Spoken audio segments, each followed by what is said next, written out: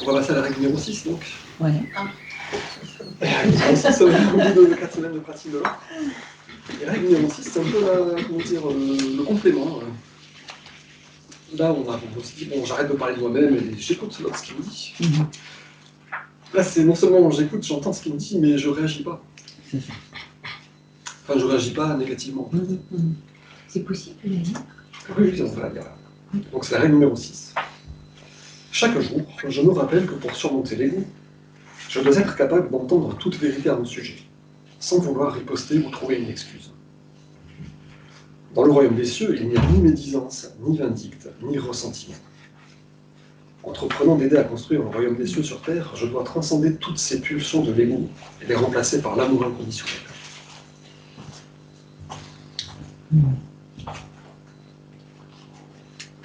Donc, l'intention, c'est toujours de surmonter l'ego. C'est ça. Carola, la página 400... Attends. La page 465 hein, pour nous. Oui. 465 en bas. Voilà. Ah oui. Et toi, c'est page 469 sur celle-là. Bon, en gros, voilà, les points, c'est assez riche encore, parce que tu te dis, bon, je dois entendre sans vouloir riposter, ok, d'accord. Oui. Ni trouver une excuse, c'est-à-dire j'entends les trucs, ok, tu penses ça de moi, tu trouves ça de moi, tu perçois ça, bon, Oui. sans pouvoir se justifier, ni... Est-ce que j'avais encadré toute vérité? Parce que quelquefois, c'est contradiction. Oui. Mais Ça ne concerne pas. Mais si c'est une vérité, ah oui, elle te résonne davantage. et c'est peut-être même toute chose, en fait. Oui, Tout c'est ce ça. même si c'est une calomnie, je dois être Ah capable de pas... Eh oui. On dira, ok, tu dis ça, ok. Après, voilà, il me semble que moi, c'est pas vrai pour moi. Mais de dire, voilà, Oui. posez-moi, ok, c'est toi ce que tu penses. En fait. Ben, moi, j'ai eu à travailler là-dessus parce que je l'ai dit qu'à Marie-Cécile, parce que j'étais tellement abasourdie par ce qui me tombait dessus. Dans notre résidence, il y a un concierge qui n'a plus de travail, etc. Il vient de Côte d'Ivoire, etc. Il n'a plus de travail, plus rien, etc. Donc, très souvent,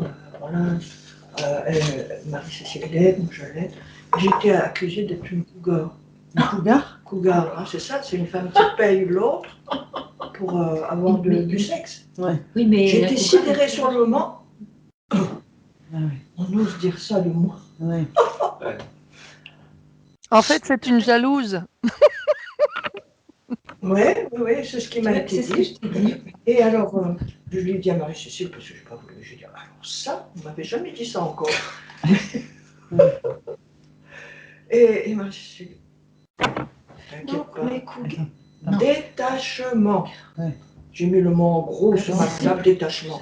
Et puis c'est parti. Je m'en fous. Il faudrait pas focaliser sur autre chose, quoi. Je m'en fous. Détachement. Attends, excuse-moi, c'est parce que ta définition de cougar, c'est quoi? Ben, je pense que c'est une vieille femme C'est peut-être pas le point. Non, mais c'est pas ça. qui paye un Non. autre, un jeune homme, pour avoir ses services sexuels. Non. C'est pas ça? Elle paye pas. Revois ta C'est gratuit. définition et je trouve que ça t'honore, moi je vais te dire. Si tel était le cas. Ah bon? On en parlera. Et alors c'est quoi? Je te dirai après. Non. C'est une femme qui est plus âgée. Alors, on va se concentrer, si vous voulez, sur le point essentiel. Qui paye les services de quelqu'un, quoi. Ouais, je sais pas si c'est intéressant de Ouais. savoir exactement. D'accord. Bon, alors voilà. La numéro Donc 6, là, donc, nous dit capable d'écouter, d'entendre toute vérité à mon sujet sans vouloir poster une... Voilà. Bon, ben d'accord. Allez, je laisse passer. Détache-toi. Est-ce que je peux te Donc ça, demander c'est- un mouchoir? Ça, c'est un premier point. Pouvoir entendre tout ce que l'autre nous dit sans réagir négativement. Après, quand même, un autre point important, c'est dans le royaume des cieux, il n'y a ni médisance, ni vindicte, ni ressentiment. Bon, Tiens, c'est intéressant. Ni médisance, ni vindicte, ni ressentiment. Ah oui, c'est ça. je dois transcender toutes ces pulsions de l'ego et les remplacer par de l'amour inconditionnel. Donc en fait, la médisance, la vindicte et le ressentiment, c'est des pulsions de l'ego. Oui. D'accord. Ouais, oui. Donc, la médisance, on pourrait se dire, ben, je pourrais médire sur l'autre, il m'a dit un truc, je pourrais médire. Mais ça pourrait être aussi sa médisance à lui. S'il médit sur moi, Ouais. je dois transcender les pulsions à lui de l'ego et les remplacer par de l'amour inconditionnel. Me dire, ok, c'est son ego qui parle, c'est pas grave, il n'y a pas de souci. Donc, comme il n'y a pas de hasard, c'est une chose qui m'est arrivée pour que je travaille sur le 6. Hein? Voilà. Ça nous arrive tous les jours, on n'en est pas conscient. Cette règle-là nous propose de devenir conscient de ce qui se passe. Ouais. Je réagis automatiquement aux choses qui ne me plaisent pas. Ouais. Et je crois voilà, à la vindicte, au ressentiment. Oui. Je me dis c'est normal, ils m'en veulent, ils sont jaloux, je sais pas quoi. Oui, oui. Le but du jeu du royaume des cieux, c'est de sortir complètement de ces vibrations de conscience-là. Oui, oui. De se sortir complètement de l'emprise de l'ego, de notre propre ego, mais de l'ego de l'autre. Voilà, mais c'est bien parce que je reconnais que mes premières réactions, c'était ça. Ressentiment, on va dire, C'est ce qu'on se fait. Oh, quelle horreur. Et puis après, j'en parle à Marie-Cécile, elle me dit, pouf, Marc, détachement. Ah Oui. oui, c'est ça. ouais, je réagis par rapport à ce que tu disais, il faut se séparer de l'ego. Et en fait, Surmonter l'ego. surmonter l'ego, voilà. Mais l'ego, c'est une fonction. C'est comme le cœur a comme fonction de faire circuler le sang, l'ego a une fonction, et la fonction, c'est de nous défendre. Je pense qu'il faut surmonter les excès d'ego. Et l'excès d'ego, c'est l'égoïsme et l'égocentrisme, et peut-être d'autres choses. Mais quand on dit, moi ça a été souvent un objet de confusion quand on dit oui, il faut surmonter l'ego. Mais c'est pas tout à fait ça pour moi. C'est surmonter les excès de l'ego. C'est quand l'ego prend le pouvoir. Et quand il prend le pouvoir, c'est qu'il est autocentré, égoïste, et qui règne en maître dans notre psyché, quoi. Je ne sais pas si vous partagez ça. Ça a été souvent un sujet de confusion pour moi, et je suis arrivé à cette conclusion. Mais je peux me tromper. Mais tu sais, c'est toujours la discussion d'équilibrer ses propres besoins et les besoins des autres. C'est ça, c'est ça. C'est-à-dire ne pas être trop dans l'empathie, comme disait Renata, de trop être passif et subir, et de ne pas imposer aux autres. Voilà, donc on voit bien que dans l'exemple que tu donnes, dans l'exemple où la personne subit, elle n'a pas assez d'ego. Cette fonction-là, on va dire l'organe de l'ego, on va dire, pour imager, ne remplit pas sa fonction.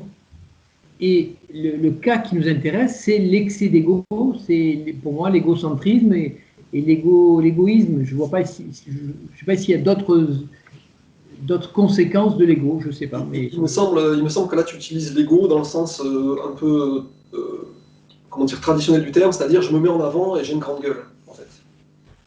L'ego, c'est le défenseur de notre individualité. C'est une fonction de notre être.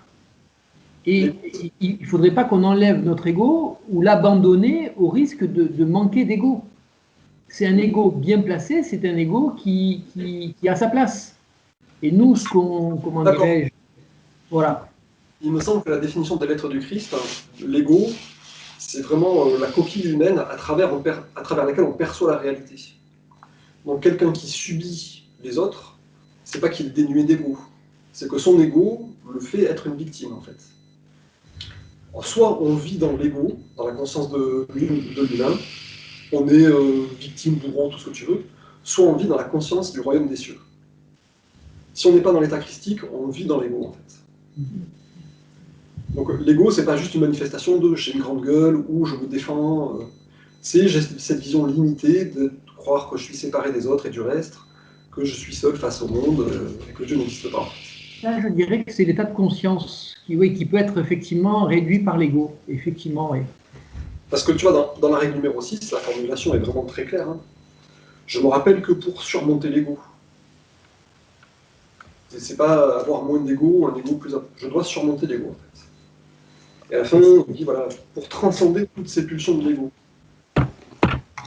Donc, bien sûr, la semaine, enfin, il y a 15 jours, on a lu un passage où il parlait des pulsions de l'ego, que sans ego, il n'y aurait pas d'amour, pas de protection, pas de nutrition. On est d'accord, hein. Mais le truc, c'est pas, comment dire, c'est pas d'arrêter totalement tout ça, bien sûr, mais c'est de se mettre dans un état de conscience qui sort de ces règles-là. On est d'accord qu'on a besoin d'être protégé, défendu, on est d'accord. Mais au lieu de le gérer au niveau humain et matériel, on s'en remet en gros au créateur, en disant tu vas satisfaire les besoins de mon ego, en fait. Alors en fait, je comprends mieux dans le sens où on ne doit pas être confondu à son ego. Et bien souvent, l'ego, c'est des personnages qu'on se donne, des rôles.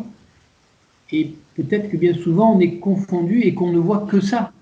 Oui, il me semble aussi. Ouais. Ok, en tout cas, pour moi, si tu veux, la difficulté principale, une des difficultés des lettres de Christ, c'est de bien comprendre derrière ces mots quelle est la réalité. de la rendre concrète et palpable pour qu'on puisse la repérer dans nos comportements, dans mes comportements, et de pouvoir les transformer ou les amender. C'est exactement ça qui est difficile. Le point difficile, c'est la mise en pratique. Et oui, mais d'ailleurs que derrière les mots, et je trouve que ça manque dans les lettres du Christ, c'est d'avoir un glossaire qui permettrait de mieux comprendre les... Parce que pour repérer l'ego dans nos comportements, dans mes comportements, c'est pas facile. Alors maintenant, je le repère de plus en plus facilement, mais ça demande voilà, c'est pour comprendre comment agit, ce que c'est l'ego en nous, ça demande de bien le définir, et ça voilà. Oui, je suis complètement d'accord. Et d'ailleurs, c'est ça pour moi l'obstacle à la pratique, c'est d'avoir une compréhension floue de l'ego qui fasse que j'ai la difficulté à le repérer et à progresser de ce fait. Je comprends bien. Hein. Je veux dire, il n'y a pas longtemps, on a parlé de pouvoir vivre dans les deux dimensions. Parce qu'on est dans ce monde, hein, donc voilà, hein, comme il dit, l'ego nous permet d'avoir l'amour, voilà, par les émotions, on crée aussi. Hein, voilà, donc on est dans ce monde. Hein. Je sais pas, Marc qui vient de dire, hein, par l'ego, c'est une façon de percevoir le monde, mais là, on s'entraîne à pouvoir vivre en même temps dans l'autre dimension. Je ne sais pas si c'est comment on l'avait nommé ça. Et après, juste pour Philippe, moi je dirais que l'humain essaye toujours d'avoir des conclusions, des choses fixes. Tu veux un glossaire, tel, ça, 2 points, ça. Et c'est pas comme ça que ça se passe, je pense, hein, et qu'un lâcher prise par rapport à ça, et ça aide beaucoup à pouvoir vivre dans cette autre dimension aussi. Oui, je pense que tu as une partie de raison, en partie raison. Mais c'est vrai que, comment dire, c'est quand même important de bien comprendre l'ego, comment on le repère, comment on voit les effets de l'ego. C'est pour ça que ça me semblait intéressant de pratiquer les règles du royaume des cieux une par une, parce qu'il me semble que ça adresse à chaque fois un aspect de l'ego important. La première règle, voilà, je demande toute satisfaction à Dieu. J'arrête de chercher par moi-même. La deuxième, ça c'est la deuxième règle en fait.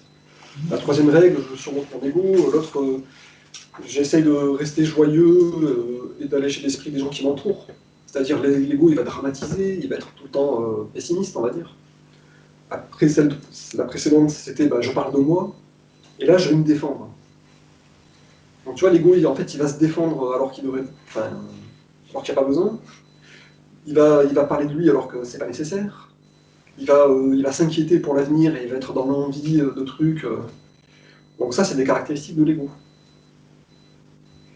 Et quand on est dans l'état du royaume des cieux, en gros, on attend la sécurité qu'attend l'ego, on attend tout de Dieu, en fait. Donc on cesse de s'inquiéter pour ce qu'on n'a pas, on cesse de vouloir parler de soi en se disant « mais l'autre ne va pas savoir qui je suis, ne va pas m'entendre ». On se dit « tout va être parfait », en fait. On cesse de se défendre contre la calomnie, parce qu'on se dit « c'est pas grave, tout va. Dieu m'apporte tout ce dont j'ai besoin, je suis divinement protégé, tu me protèges et tu me gardes dans l'amour parfait ». Donc quand on est vraiment dans cet état-là, on sait, comme tu disais Marcella, on sait qu'il y a notre dimension matérielle dans l'ego, on l'aperçoit, on la ressent, mais on n'y cède plus. C'est normal d'être un peu énervé quand quelqu'un nous dit quelque chose de négatif, mais comme on est dans cet état aussi de royaume des cieux, dans cette autre dimension, on ne prend plus aucune importance à ça.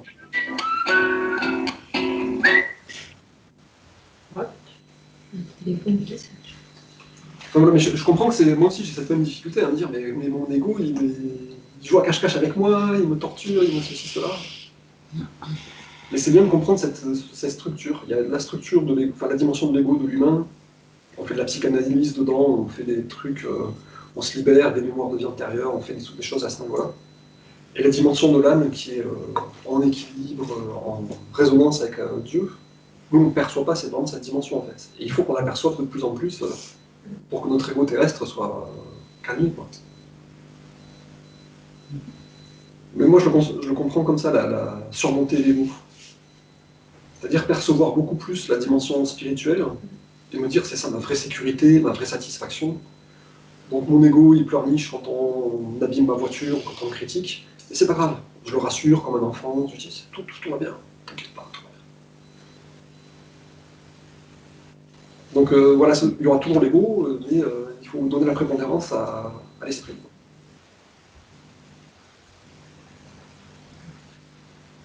Mais c'est pas facile. Et c'est pour ça que ce truc des règles du royaume des cieux, moi j'aimais bien ça, parce que ça mettait le doigt sur des points particuliers, quoi. Faut le travailler, quoi. Je sais pas si ça te parle, du coup. Oui.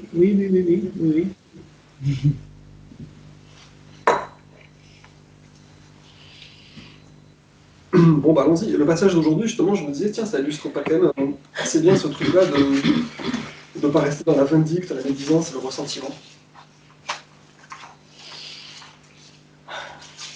Cette espèce de fréquence, de vibration de conscience dont il faut essayer de sortir. Bon, c'est parti pour 3 semaines, on va pratiquer cette règle numéro 6, autant que possible. Donc, passage, c'est page 360.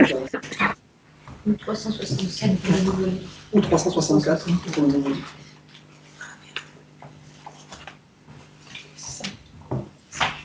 Et donc c'est un super passage, c'est le seul passage qui traite justement de guérison au niveau thérapeutique. C'est bon, c'est un très bon passage pour les thérapeutes. C'est ce passage-là que je cherche souvent. C'est celui-là où on parle des mains.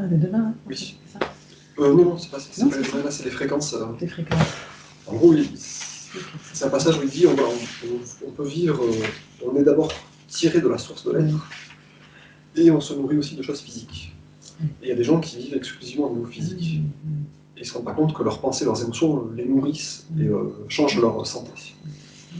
Donc en permanence, ils seront soit en bonne santé, soit malades, selon nos pensées. Donc ainsi, tout en tirant votre vie d'abord de la réalité divine qui vous a donné l'existence, vous tirez aussi votre énergie physique de votre nourriture et des processus digestifs. Il fabrique des enzymes pour transformer la nourriture en une forme utilisable qui nourrit les cellules physiques de tout votre corps et de votre esprit. Voilà quelle est la vie du corps. Beaucoup de gens vivent et meurent en puisant exclusivement dans l'énergie issue de leur processus physique. Le type et la quantité d'énergie puisée dans les processus physiques sont fortement influencés par les champs mentaux et électriques, émotionnels et magnétiques de l'être vivant. Les champs électriques et magnétiques qui entourent tout ce qui vit, depuis l'amibe jusqu'à l'éléphant et l'être humain, sont les rayonnements de force de vie qui appartiennent à l'âme en propre. Ils se combinent avec d'autres rayonnements émanant de l'être qui vit, ceux de sa conscience-connaissance, dont l'activité mentale et électrique et dynamique, ceux encore de ses pulsions émotionnelles et magnétiques, d'attraction-répulsion. Ces champs électromagnétiques sont profondément affectés par toutes les pensées et sentiments qui traversent l'esprit et les émotions de l'être. À leur tour, les champs affectent profondément les processus physiques du corps. Ils en améliorent ou détériorent la santé selon l'état de conscience de la personne, qui est soit en harmonie avec les rayonnements de force de vie, de l'intelligence et amour divin, soit en conflit avec elle, du fait des pulsions issues de l'ego. Une entité malheureuse dépérit et meurt. Une entité heureuse s'épanouit. C'est là un fait fondamental de l'existence. En dernière analyse, chaque entité vivante se nourrit de son état intérieur de contentement ou de frustration. Je propose qu'on fasse une première pause là.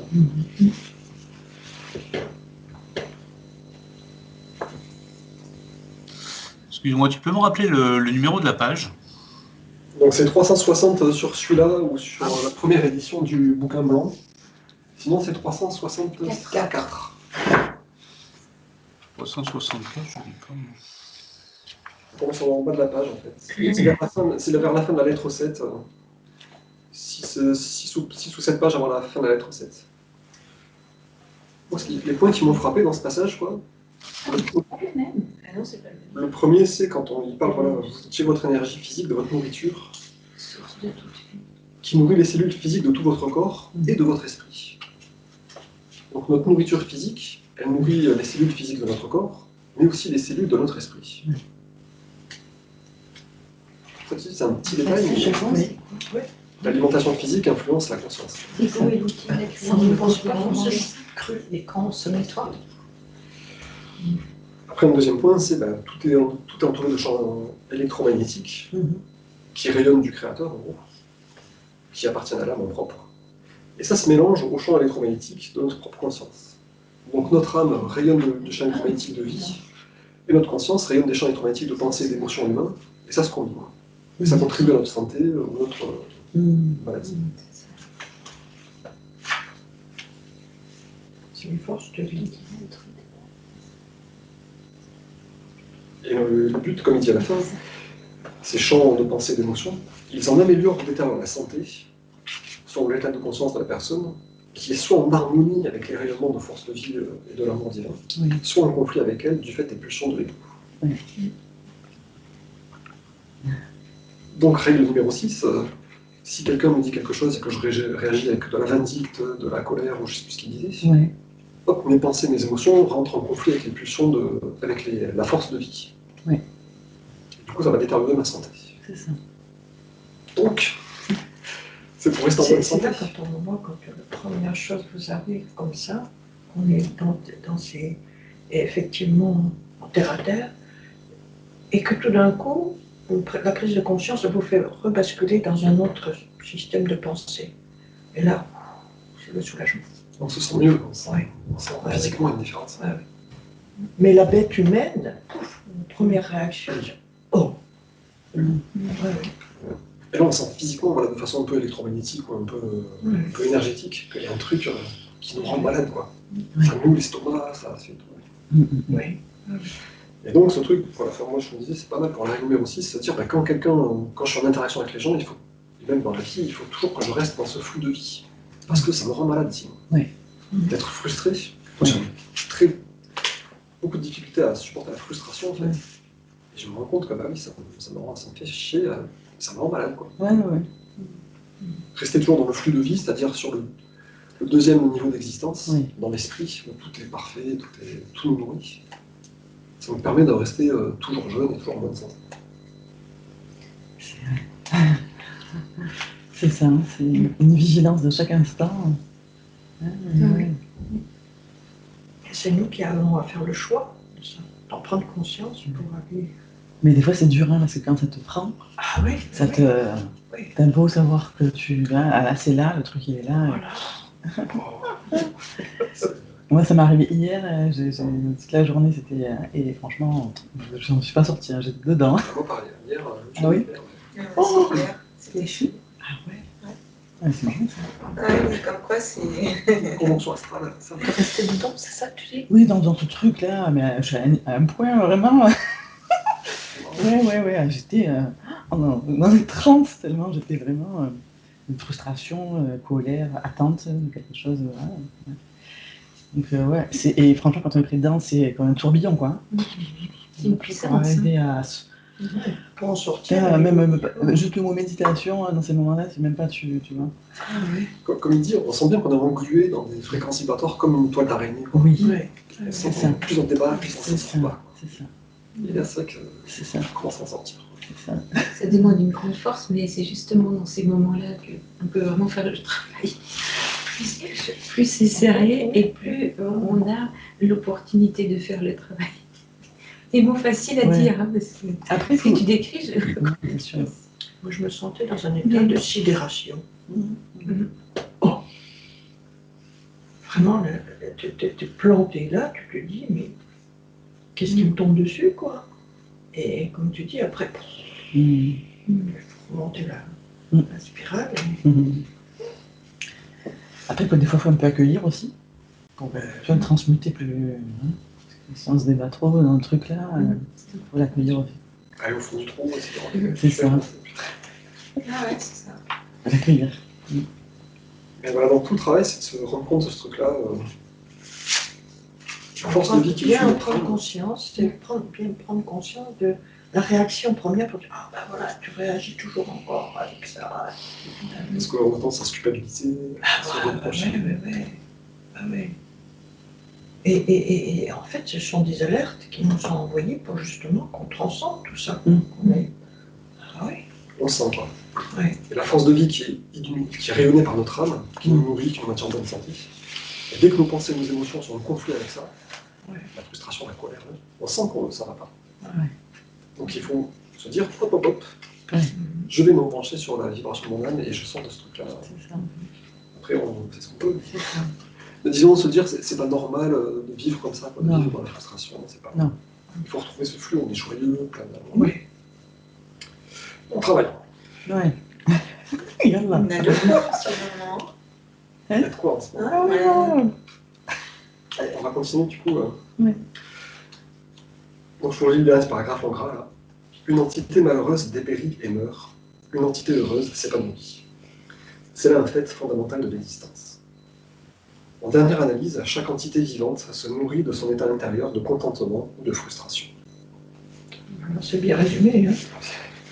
C'est clair, là c'est clair. Excuse-moi. Moi, le mot entité, là, ça me. On peut le clarifier. Entité, c'est Parce que entité, on en une entend fourmi. toujours parler quand c'est les. Une fourmi, un éléphant, une amibe, Un être. un être Un être. vivant, une entité vivante. Voilà, parce qu'on parle bien de ça. On ne parle pas d'une entité invisible. Non, on ne parle pas de ça. On peut constater la vérité de cette affirmation dans le développement physique et la conscience d'un bébé. Un enfant satisfait et heureux s'épanouit, rit facilement et rempli de joie. Le contact avec une mère aimante accroît son bien-être. Les rayonnements de consentement et d'amour de la mère envers l'enfant nourrissent les rayonnements de conscience du petit et augmentent à leur tour la force du petit corps. Pendant que l'enfant se développe, sa personnalité en évolution commence à colorer les rayonnements de son âme de force de conscience lumineuse ou sombre, laquelle renforce la santé de l'enfant ou au contraire la diminue. Une personne dotée d'un psychisme puissant peut voir les champs électromagnétiques s'affaiblir chez un individu ou un animal dont les champs d'énergie se sont réduits, bien qu'à ce moment-là, ni l'individu ni l'animal ne donnent signe de mal-être physique. Il peut se passer un jour ou deux avant que le corps lui-même commence à manifester la diminution de l'énergie de conscience, sous une quelconque forme d'épuisement ou de maladie. Donc, le passage précédent, où il parle de la mère et de l'enfant, on voit bien que la nourriture physique, c'est quelque chose, mais l'amour et le contact aimant, ça nourrit et ça développe le corps physique aussi. Donc, il y a sur Terre des gens qui ont développé des instruments permettant d'enregistrer ce phénomène. Et dans les années à venir, ce sera une méthode reconnue du diagnostic et de traitement d'affections imminentes. En outre, avec l'évolution de la technologie et de la connaissance scientifico-spirituelle, l'état mental et émotionnel exact, responsable de l'épuisement physique, sera d'abord révélé sous hypnose et enregistré électroniquement en fréquence de vibration sur des écrans. Cela sera suivi d'une investigation électronique décrivant les fréquences vibratoires des diverses parties du corps, sur des écrans similaires. Ce procédé impliquera des changements de couleur, car chaque schéma de conscience se manifeste d'abord aussi bien en fréquence vibratoire qu'en couleur. En comparant les fréquences vibratoires mentales et émotionnelles avec les fréquences vibratoires des parties du corps, on pourra localiser l'organe privé d'énergie ainsi que la cause mentale et émotionnelle. Ça, pour tous les thérapeutes et autres. Arriver à localiser dans le corps un schéma énergétique qui dysfonctionne en gros. Et localiser dans l'esprit aussi un schéma énergétique et faire la superposition. Et voir où est-ce que l'esprit se manifeste dans le corps. C'est tout le travail d'analyse symbolique des maladies en fait. J'ai mal au genou, le genou, le jeu dans le genou. Je plie parce que voilà, c'est mon ego qui refuse de plier. J'ai mal au genou. Je dis, voilà, on cartographie sous hypnose et on fait des écrans décrivant les fréquences vibratoires de diverses parties de l'état mental et émotionnel exact. Ouais. Pareil pour le corps. On les compare. Et du coup, on pourra localiser l'organe qui est privé d'énergie, ainsi que la cause mentale et émotionnelle. Donc on continue. Alors, ça, c'est un peu des appareils quantiques. Ça. Oui, c'est quantique. Oui, c'est ce que je voulais dire. Ça existe déjà, hein, là. Moi, on me l'a proposé 10 000 euros, 13 000 euros. Ça existe, là, cet appareil. Ouais. Oui, ça commence, quoi. Oui, oui. Ouais. C'est la faillite des thérapeutes. Oui, après, on ne sait pas si ça marche ou pas.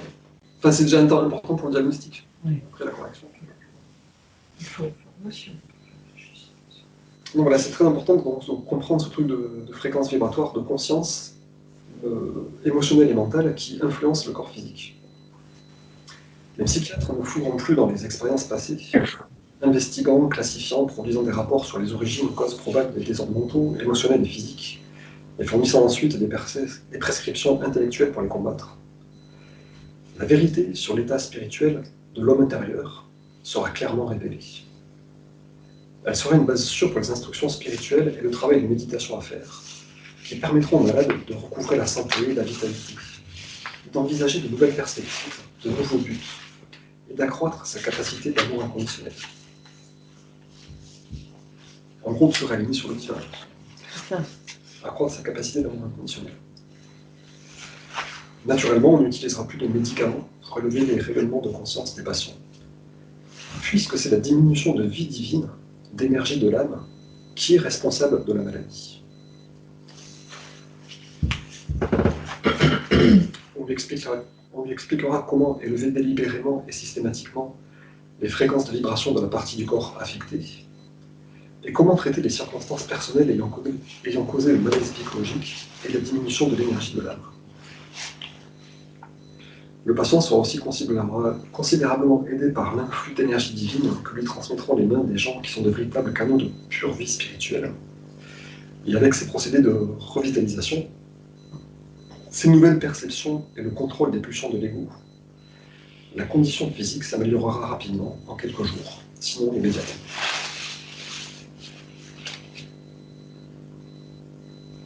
Donc là, cette explication énergético-physique de l'effet de la conscience sur le corps. Personnellement, je me dis que c'est intéressant de s'appuyer là-dessus pour essayer de surmonter son ego. De se dire, quand j'ai des pensées de vindicte, de ressentiment, je me rends malade moi, mais comme la mère et l'enfant, la mère qui nourrit l'enfant de son amour, je vais rendre malade l'autre en fait. Donc ça peut être une motivation par culpabilisation un peu. Ça peut être une motivation de se dire, mais non, c'est pas être en bonne santé que rester dans la vindicte et le ressentiment.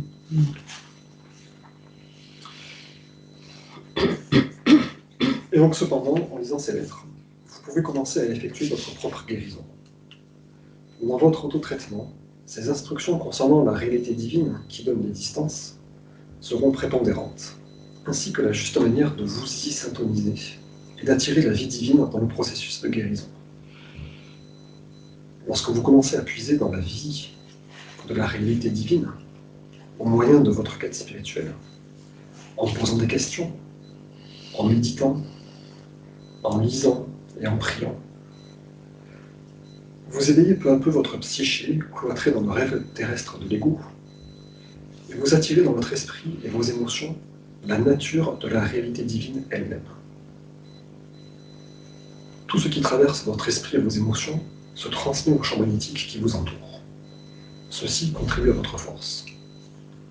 Lorsque vos champs magnétiques sont énergisés par la puissance que vous tirez de la réalité divine, la puissance se retransmet alors dans votre corps physique, en assainissant chacun de vos organes et en dissipant progressivement toute dysfonction.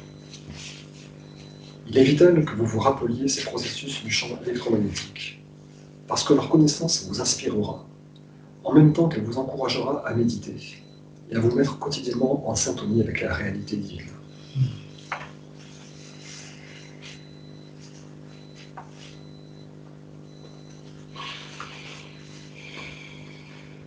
Ça m'a fait penser un petit peu tout à l'heure à ce que tu disais, Philippe, sur l'ego. Est-ce que l'ego, il en faut un peu ou pas trop? Là, tu vois, l'ego, il s'inquiéterait d'être en mauvaise santé. Il aurait raison, hein, c'est légitime.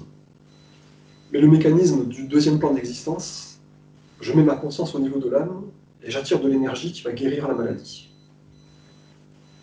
Donc les besoins de l'ego sont satisfaits, mais pas avec des moyens de l'ego, c'est-à-dire prendre des plantes, se reposer, faire des massages ou quoi. C'est au niveau spirituel, se dire je suis rempli de réalité divine, sans m'inquiéter de la maladie, sans rien. Je me mets en extase dans la réalité divine en méditation, et tout seul, ça va satisfaire tous les besoins.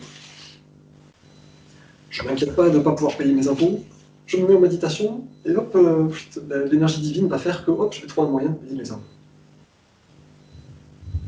Donc surmonter l'ego, c'est comme il dit, c'est sortir du rêve de l'ego. Sortir de votre... Vous éveillez un peu votre psychique et cloîtrer dans le rêve terrestre de l'ego.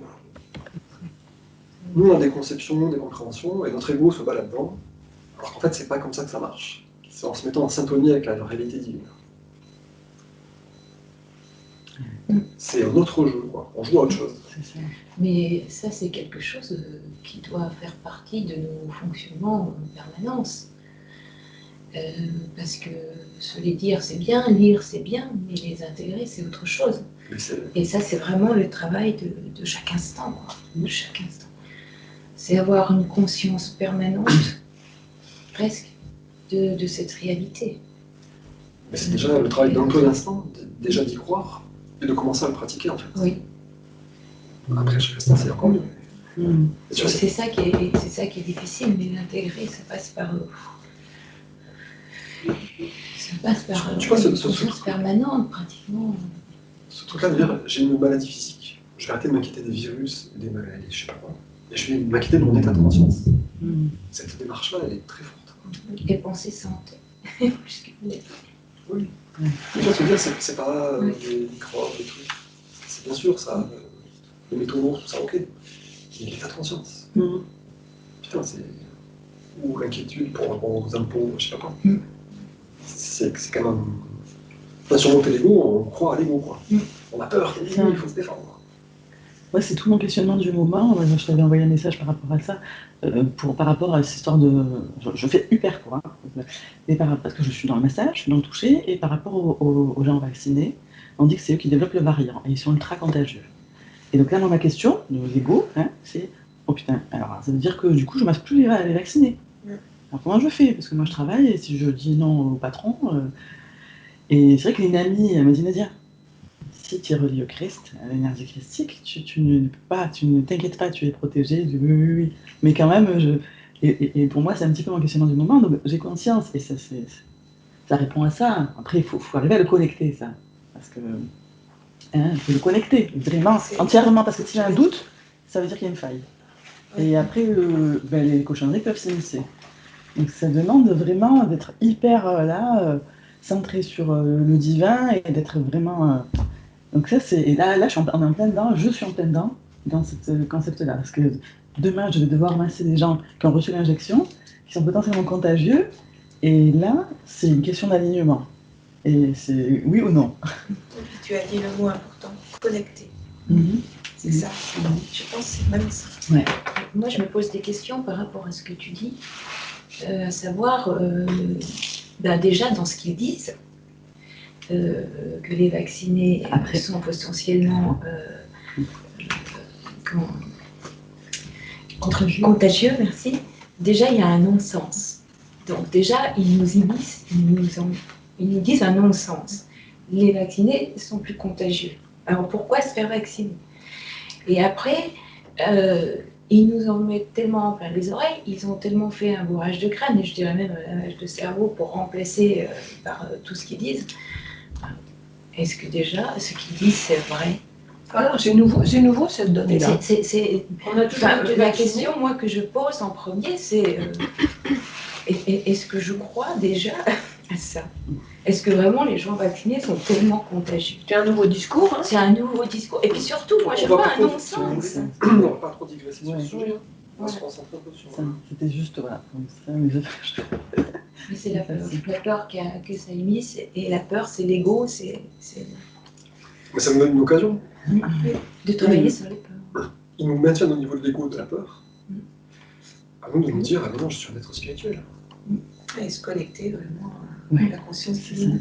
Être bon. Quelque part, il nous apporte la solution au problème actuel. Il apporte une occasion de travailler. Oui, bien sûr. C'est pas vraiment une solution. Est-ce que je mets un masque? Est-ce que je me fais vacciner?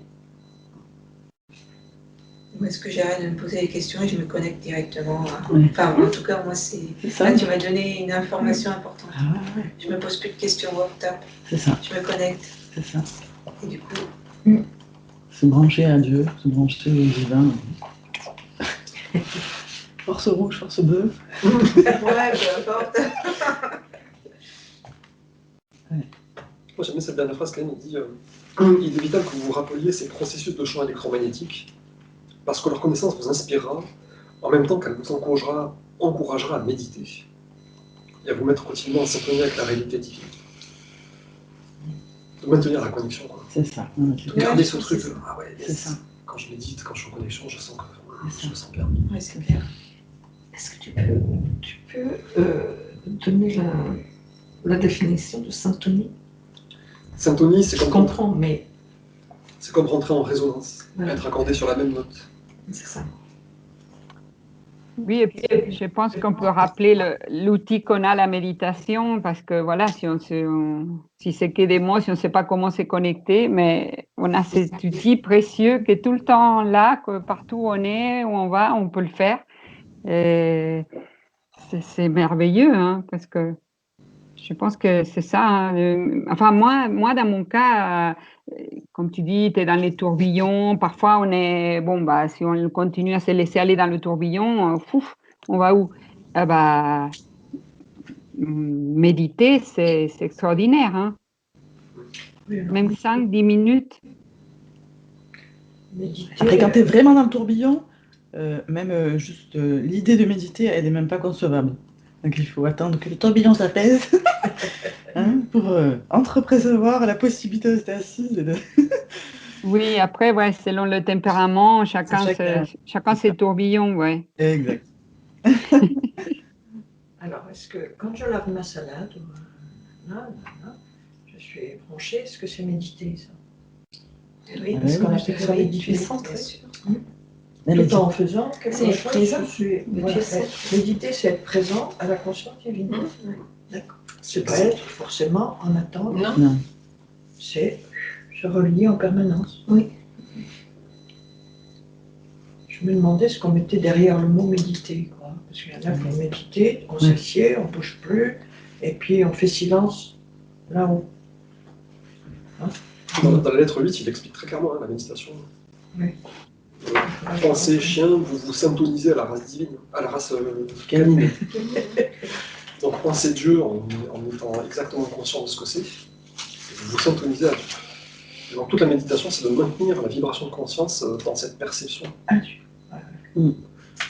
Imagine, moi personnellement, j'essaie de percevoir un champ de lumière qui fait pousser les plantes, qui fait se reproduire les cellules, qui est partout et qui inspire les meilleures idées aux compositeurs de musique, aux artistes. C'est la même énergie qui fait tourner Jupiter, les galaxies, qui fait croître les cellules. Et j'essaie de pas blablater, mais de ressentir ce truc-là. Et quand on ressent ça, c'est vrai que la musique des ressentiments, C'est ça. il m'a traité Voilà, de tu vois, je ne mettais pas forcément le mot méditer quand je suis branchée, que je pense à ça, ou conscience et tout ça. Je crois que méditer, c'était vraiment le zazen, s'asseoir et vider son esprit. Ça l'est aussi, mais c'est un état d'être en fait. C'est un état d'être. Il y a 50 façons de méditer. Oui, C'est ça. d'accord. Mais la méditation de l'aide du Christ, c'est vraiment se brancher sur Dieu. D'accord. Et lui demander tout ce dont on a besoin. Nettoie-moi de ma colère, de ma frustration, apporte-moi plus de patience. Et après, se mettre en réception et attendre et faire le vide total et se mettre dans l'équilibre et l'immobilité, quoi. Et se nourrir. Pour moi, c'est ça, méditer. Équilibre, plus bouger, dans le... Que pour certains, c'était même pas se gratter là, s'il y a une mouche qui vient, faut pas bouger, etc. C'est un état de conscience. Ouais. C'est pas forcément faire un truc physique, c'est un état de conscience. État de conscience. Et en même temps, je me suis surprise. J'étais hyper mal. Je suis allée marcher dans les salins de Villeneuve-les-Maglones. Et il y avait de l'eau croupissante. Et c'était pour moi un spectacle magique parce qu'il y avait des algues, il y avait des couleurs. Et tout d'un coup, ça m'a traversé l'esprit. Je me suis dit, et dire que là-dedans, dans cette soupe, ça puait, il y a du dire. J'ai été surprise de ma pensée. Et ça m'a fait du bien, même si c'était olfactivement, c'était pas très agréable.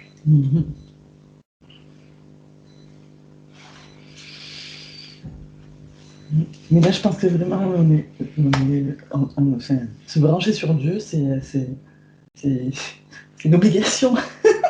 Avec tout ce qui se passe, et à quel point on est happé par de l'information, tac, tac, tac, tac.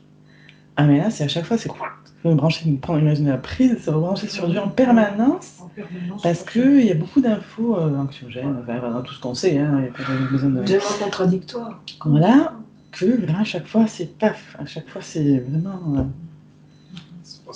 Ah ouais, oui, c'est ça, permanence. Parce que c'est vraiment les sollicitations extérieures, les rencontres, les personnes, ça peut être des fois énergivore, hein, et vraiment venir à chaque fois dans ce sens.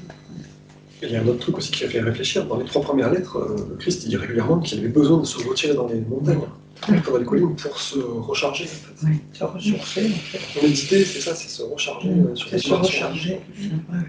Et la nature est tellement précieuse. Il n'y a que ça en ce moment. La contemplation. J'ai un problème personnel avec une de mes filles, mais De c'est contempler. insupportable. Ah bah oui. Je ne suis bien que dehors. dans la nature.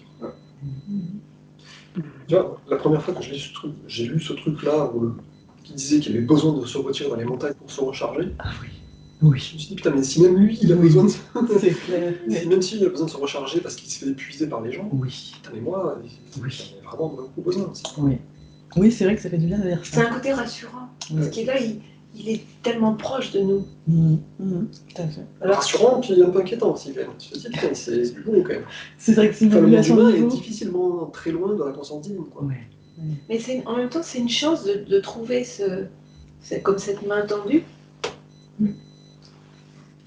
Je voudrais juste ramener une image qui m'aide beaucoup. On a en Argentine une expression, là, tu as une montagne de melons, et puis c'est comme si, voilà, les tourbillons ou X situations, et tu trouves cette espèce de quiétude où les melons s'accommodent tout seuls. Parce que souvent on dit faire le vide, faire le vide. Moi, je n'aime pas trop l'idée de faire le vide, mais c'est de trouver une quiétude. Et les melons tout seuls s'accommodent, voilà, une image. Les melons? C'est des mots, ça s'arrange pour être bien stable. Ah, d'accord. Oui, voilà, après peut-être une question des langues, mais moi cette expression j'adore. C'est les melons qui s'accommodent tout seuls parce qu'on a créé cette quiétude qui permet de tout se poser. Est-ce que c'est pas par le biais de l'accueil de ce qui est? Oui. Ouais, bien sûr. Tu n'essayes pas de contrôler ou de savoir comment tu vas faire ou comment il faut faire. On ne s'occupe pas du comment. C'est Dieu qui sait comment faire. En fait, donc c'est d'accueillir ce qui est et de l'offrir au Père. Lui saura qu'en faire, alors que nous, on ne sait pas comment faire. Finalement, on est en fait des petits-enfants. C'est exact. Des petits-enfants. Hein, des petits-enfants, des petits garçons, des petites filles. La dernière fois, j'étais dans la nature et je regardais un papillon butiner une fleur. Je me disais, mais c'est magnifique, c'est magnifique, il va directement se nourrir au sein maternel de la terre, en fait. La terre nous offre des fleurs, pour lui, c'est comme un sein avec du lait. Et je me disais, nous, il faut faire pareil avec Dieu, en fait. Aller téter le sein divin directement en méditation, quoi.